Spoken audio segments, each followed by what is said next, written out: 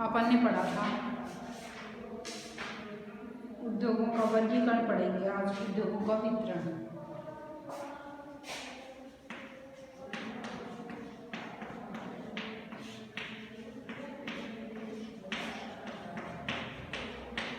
कि कौन कौन से उद्योग किस किस प्रकार से वितरित हैं या कहाँ कहाँ पर है, कच्चे माल के पास है या बाजार के पास उनका स्थानीयकरण है। कल अपन ने पढ़ा था ना औद्योगिक प्रदेश, तो उनको प्रभावित करने वाले कारक भी अपन ने पढ़ लिए थे। अब है उद्योगों का वितरण। मुख्यतः उद्योग अपन देखो इसमें विश्व के प्रमुख उद्योग लौह इस्पात उद्योग, सूती वस्त्र उद्योग, सूचना प्रौद्योगिकी उद्योग है। 3 उद्योग हैं, सूती लौह इस्पात उद्योग,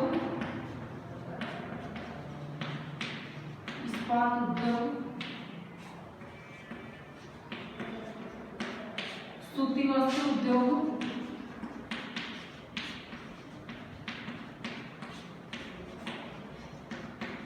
और तीसरा है सूचना प्रौद्योगिकी उद्योग।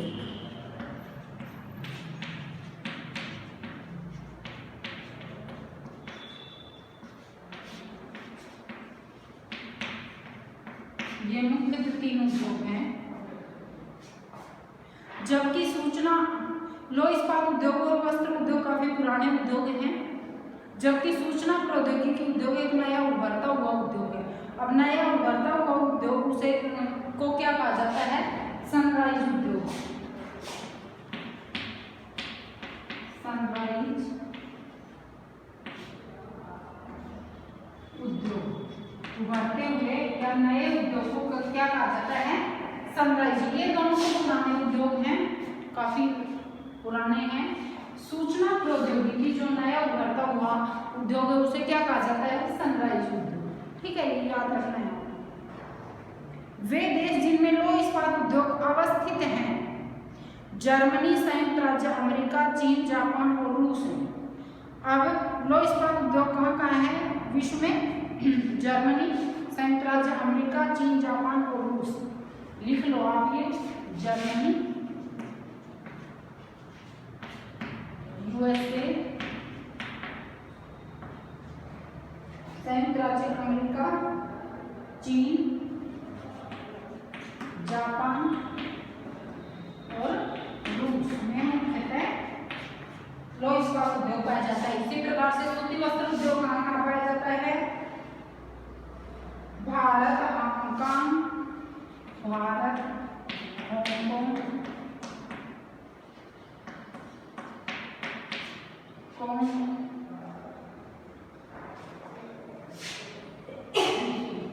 दक्षिण कोरिया,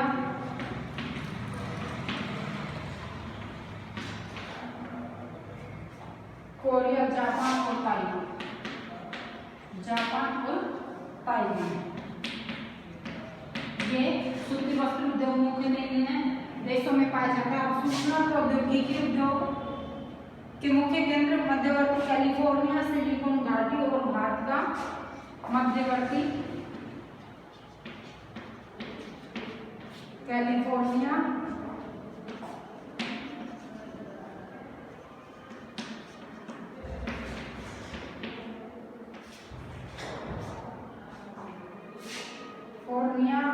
सिलिकॉन घाटी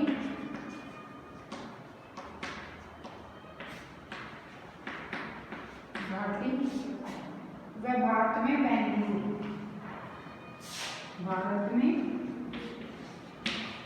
बेंगलुरु।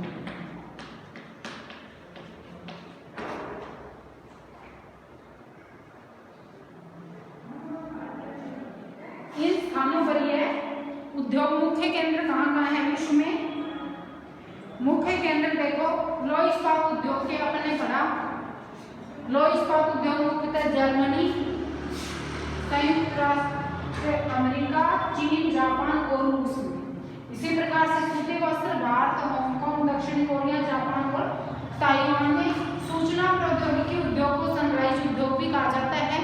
उभरता हुआ नया उद्योग है, ये प्राचीन उद्योग है, यह नया उद्योग है। यह मध्यवर्ती कैलिफोर्निया, सिलिकॉन घाटी और भारत में बेंगलुरु में पाया जाता है। ठीक है, अब अपन एक एक का वर्णन करेंगे इनमें से।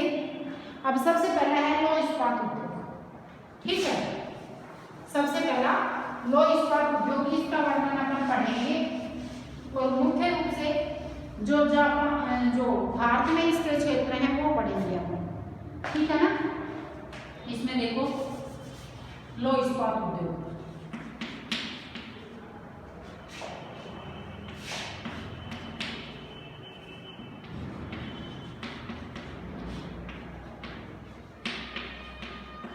अब मैंने तुम्हें पहले भी बताया था कि जो उद्योग जिसमें कच्चा माल भारी कच्चा माल जिसमें लगता है वो उद्योग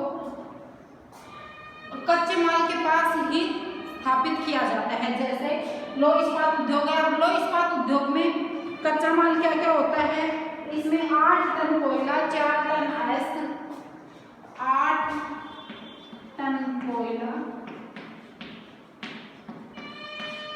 4 टन अयस्क और 2 टन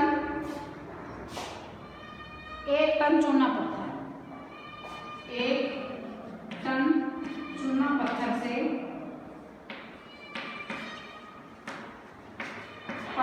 मिलकर 1 टन अयस्क बनता है,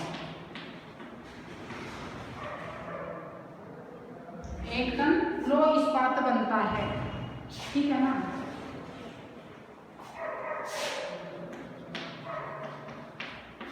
और देखो इसमें कच्चा माल अधिक लगता है ना और भारी होता है ये, तो इसलिए इस उद्योग को स्थापित कहाँ किया जाएगा, जहाँ पे कोयला के पास, कोयले के पास वाले खानों में ही अयस्क भी उधर मिलता है। तो यहाँ मुख्यतः कोयला क्षेत्र में, अब भारत के कौन कौन से क्षेत्र में कोयला उत्पादन होता है, मध्य प्रदेश, छोटा नागपुर का पठार विशेष रूप से इसमें कोयला पाया जाता है, तो यहीं पे ये स्थापित किया जाता है। देखो अब अपन पढ़ भी लेते हैं। अन्य उद्योगों की तरह लौह इस्पात उद्योग में बहुत से निवेश प्रक्रम और निर्गत शामिल हैं। यह निवेश प्रक्रम और निर्गत पढ़े थे ना अपन ने, कच्चा माल, परिवहन के साधन, यह एक पोषक उद्योग है। इसके उत्पाद अन्य उद्योगों के लिए कच्चे माल के रूप में प्रयुक्त होते हैं, ठीक है। लौह इस्पात उद्योग है, यह एक बेसिक उद्योग है। लौह इस्पात मुख्यतः मोस्टली और उद्योगों में उपयोग में होते हैं।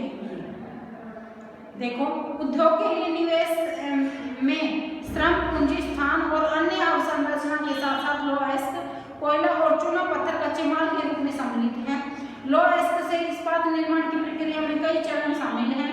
कच्चे माल को झोंका भट्टी में रखा जाता है जहाँ यह प्रगलित होता है। इसके बाद यह परिशोधित होता है। प्राप्त उत्पाद इस्पात होता है जो अन्य उद्योगों में कच्चे माल के रूप में प्रयुक्त होता है। जो इससे इस्पात बनाया जाता है, यह इस्पात कच्चे माल के रूप में दूसरे उद्योगों में भी उपयोग में होता है। इस्पात कड़ा होता है, कड़ा का मतलब यह कठोर होता है और इसे आसानी से काटा और आकार दिया जा सकता है अथवा इससे तार बनाए जा सकते हैं। एल्यूमिनियम, निकेल, तांबा जैसी अन्य धातुओं को थोड़ी थोड़ी मात्रा में इस्पात में मिलाकर इसकी मिश्र धातुएं बनाई जा सकती हैं।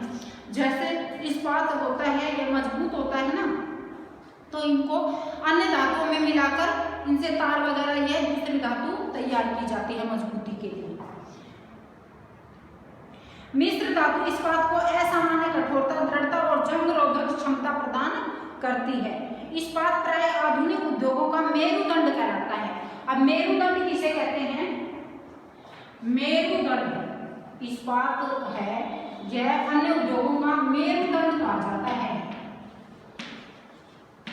मेरुदंड क्यों कहा जाता है?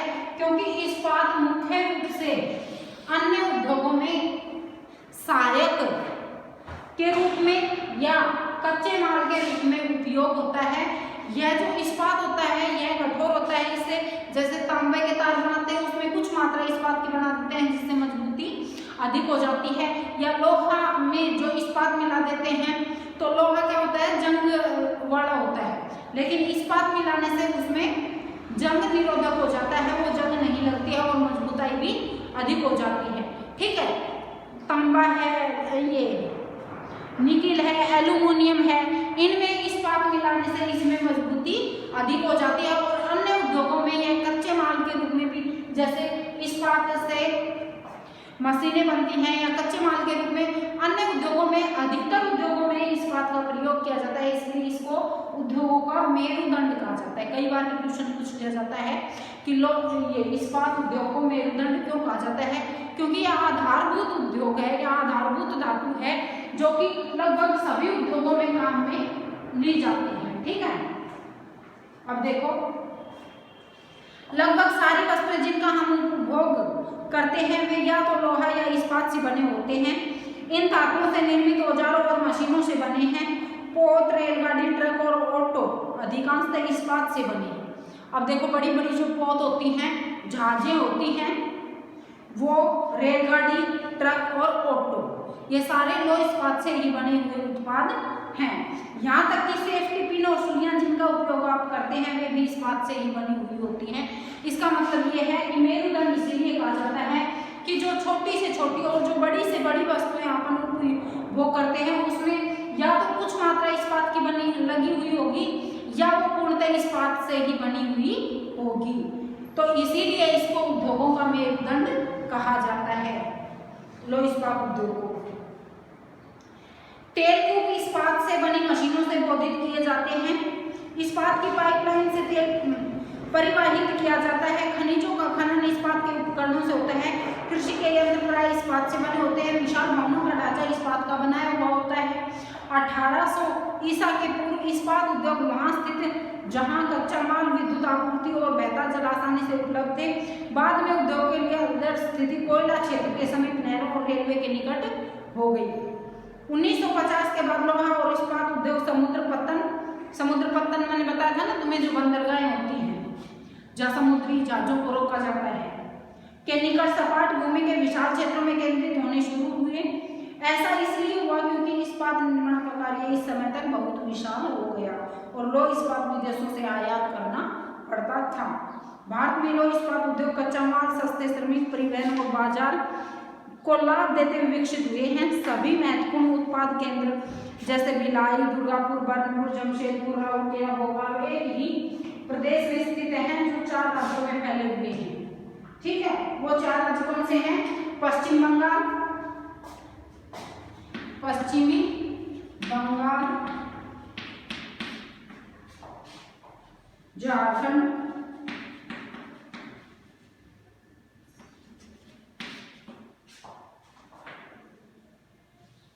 उड़ीसा और छत्तीसगढ़।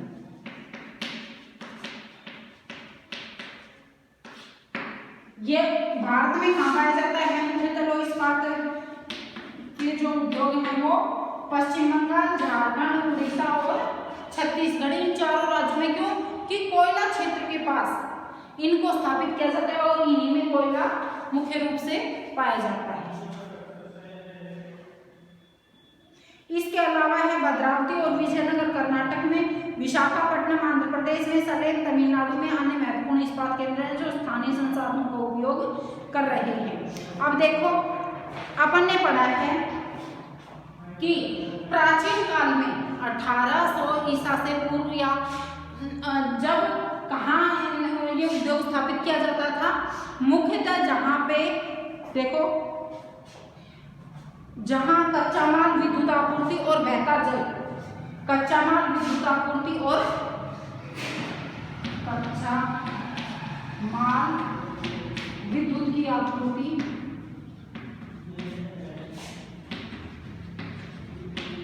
और बहता जल जहां उपलब्ध होता था वहां पर यह उद्योग स्थापित किया जाता था। लेकिन 1900 के बाद में जहां पर, या 1900 मान सकते हो आप, 1900 के बाद में जहां पर कोयला जो मिलता है, कोयले की खानें हैं, वहां पर इस उद्योग को स्थापित किया गया। जैसे हम भारत में देखते हैं मुख्यतः पश्चिम बंगाल, झारखंड, उड़ीसा और छत्तीसगढ़ में लोह इस्पात उद्योग स्थापित हैं। क्यों? क्योंकि वहां पर ही कोयला पर्याप्त रूप से पाया जाता है और कोयला मुख्य आधार है इस लोह इस्पात उद्योग का। ठीक है ना। कोयला 8 टन कोयले, 4 टन गैस और 1 टन चूना पत्थर से 1 टन इस्पात बनता है, अभी अपन ने पढ़ा था ना। तो ये आपको ध्यान रखना है कि लौह इस्पात है वो सभी उद्योगों की मेरुदंड कहा जाता है। अपन घरेलू सामान ले लो, चाहे अपन बड़े बड़े उद्योग मशीनरी ले लो, या जमीन में खनन करने के लिए विभिन्न प्रकार के मशीन हैं वो लौह इस्पात से बनी हुई हैं। घरेलू जो वस्तुएं हैं वो लौह इस्पात से बनी हुई हैं। अपन जो भी उपयोग करते हैं उनमें लौह इस्पात का उपयोग अपन अधिक से अधिक। तो इसका मतलब क्या है कि हर उद्योग में लौह इस्पात का उपयोग किया जाता है। इस्पात का उपयोग किया जाता है चाहे वो मजबूती बनाने के लिए या उसको जंगरोधी बनाने के लिए किया जाता हो। और यह 1800 ईसा पूर्व से यह कच्चा माल जहाँ पर मिलता था, ये कोयला और चूना पत्थर वहाँ पर, या विद्युत आपूर्ति और बेहतर जल के पास किया जाता था। लेकिन 1950 के बाद में सिर्फ और सिर्फ जहाँ पर कच्चा माल कोयला जहाँ मिलता है, आप यह कह सकते हो कि कोयला क्षेत्रों के पास में इस उद्योग का स्थानीकरण किया जा रहा है, इस उद्योग को स्थापित किया जा रहा है। अब देखो अपन ने पढ़ा है लौह इस्पात उद्योग इसे हर उद्योग की मेरुदंड कहा जाता है। क्यों? क्योंकि यह सभी उद्योगों में, चाहे कच्चे माल के रूप में या मशीनें बनाने के लिए या कैसे भी, यह इस इस्पात का उपयोग सभी उद्योगों में किया जाता है। अपन घर बनाने से लेकर छोटी से छोटी वस्तुएं जो अपन उपयोग करते हैं और बड़ी से बड़ी मशीनें लौह इस्पात से बनाई जाती हैं, इसलिए इसको और उद्योगों का मेरुदंड कहा जाता है। अब इसका भारत में वितरण अपन कल पढ़ेंगे अलग अलग क्षेत्रों में, ठीक है।